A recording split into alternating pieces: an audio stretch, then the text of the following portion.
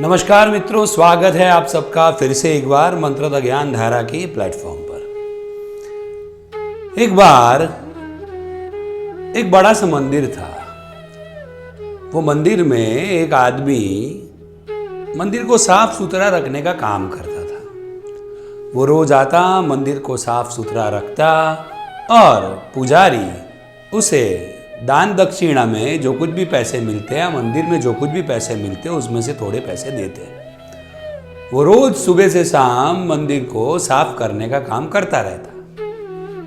एक बार वो भगवान के पास माथा टेकने गया और भगवान को देखकर उसने कहा कि हे प्रभु, आपकी जिंदगी तो कितनी अच्छी है।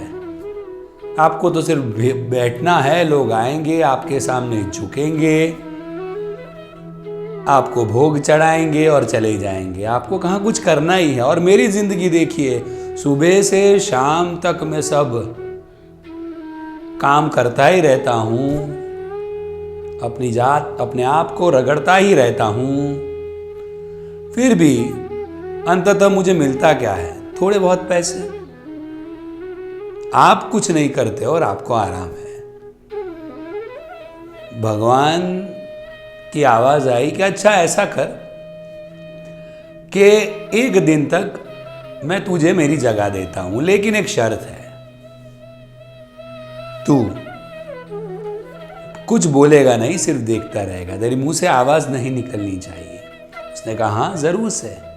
भगवान ने एक दिन के लिए अपनी जगह वो आदमी को दे दी। सुबह हुई, एक धनाढ्य व्यक्ति आया, व्यापारी था। वो झुका भगवान के सामने, भोग चढ़ाए और बोला कि मैं एक नई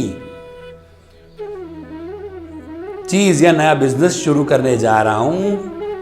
तो मेरा बिजनेस सफल हो, मुझे बहुत सारा प्रॉफिट हो, ऐसा मुझे आशीर्वाद दीजिए। वो झुका और झुककर जाने लगा। और जब ही जाने लगा तब उसके पॉकेट में से उसका वॉलेट नीचे गिर गया जिसमें पैसे थे। वो आदमी जो भगवान की जगह पर बैठा था, उसने ये देखा, उसे मन हुआ कि वो बोले कि भाई तू ये लेकर जा, लेकिन एक शर्त थी भगवान की कि वो कुछ नहीं बोलेगा। तो वो शांत रहा। थोड़ी देर के बाद हुआ ऐसा कि एक बेचारा गरीब आदमी आया।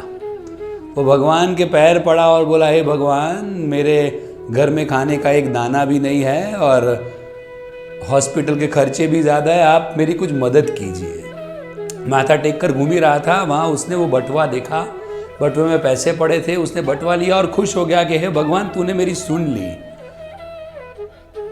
और ये खुश होते होते बाहर गया। वो उसे रोकना चाहता था वो आदमी, लेकिन वो कुछ नहीं बोल पाया, क्योंकि भगवान के सामने उनके सामने एक शर्त रखी थी कि उसे सिर्फ स्थिर रहना है और बोलना नहीं है, देखते जाना है। उसके बाद हुआ ऐसा कि एक आध घंटे के बाद और एक व्यापारी आया। उसने बोला कि भगवान, मैं माथा टेकने आया हूँ, मैं समुद्र से प्रवास करने वाला हूँ, तो मैं जिस जगह पर मुझे जाना है मैं आराम से पहुँच जाऊँ, मुझे आशीर्वाद दीजिए। तब भी वहाँ पर जो पहला व्यापारी था जिसका बटुआ गिर गया, तो पुलिस के साथ आया और बताया कि देखो मेरा बटुआ यहाँ गिरा था और मुझे लग रहा है कि यही आदमी ने वो बटुआ चुराया होगा। वो आदमी की कोई बात किसी ने नहीं सुनी और पुलिस ने उसे पकड़ लिया और लेके जा रही थी। अब वो जो बंदा भगवान बना हुआ बैठा था, वो अपने आप को रोक नहीं पाया और वो बोला कि रुक जाइए, बटुआ इसने नहीं लिया है, इसको छोड़ दीजिए, बटुआ तो वो गरीब ने लिया है। अब भगवान बोले तो कौन ना सुने। उसने वो जो व्यापारी था उसको छोड़ दिया और वो गरीब को पकड़ लिया। दूसरे दिन सुबह जब भगवान वापिस आए, तो वो जो बंदा भगवान बन के पूरे एक दिन तक रहा था, उसने हमसे खुश होते हुए बताया कि पूरे दिन में मैंने ऐसा किया और जिसको सजा मिलनी चाहिए थी उसे सजा दिलवाई। भगवान गुस्से हो गए। भगवान ने बोला, तूने मेरा पूरा प्लान चौपट कर दिया।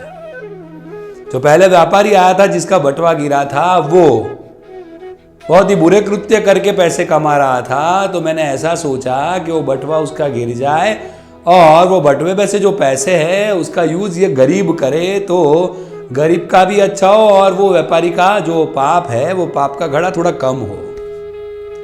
और जो मत्था टेकने आया था, जो समुद्र का प्रवास करने वाला था, अगर पुलिस उसको पकड़ कर ले जाती तो वो 1-2 दिन जेल में रहता, और जेल में रहता तो उसकी जान बच जाती। तो आदमी ने पूछा कैसे? भगवान ने बताया कि ये 2 दिन में समुद्र में बहुत ही बड़ी लहरें आने वाली थी और तूफान आने वाला था।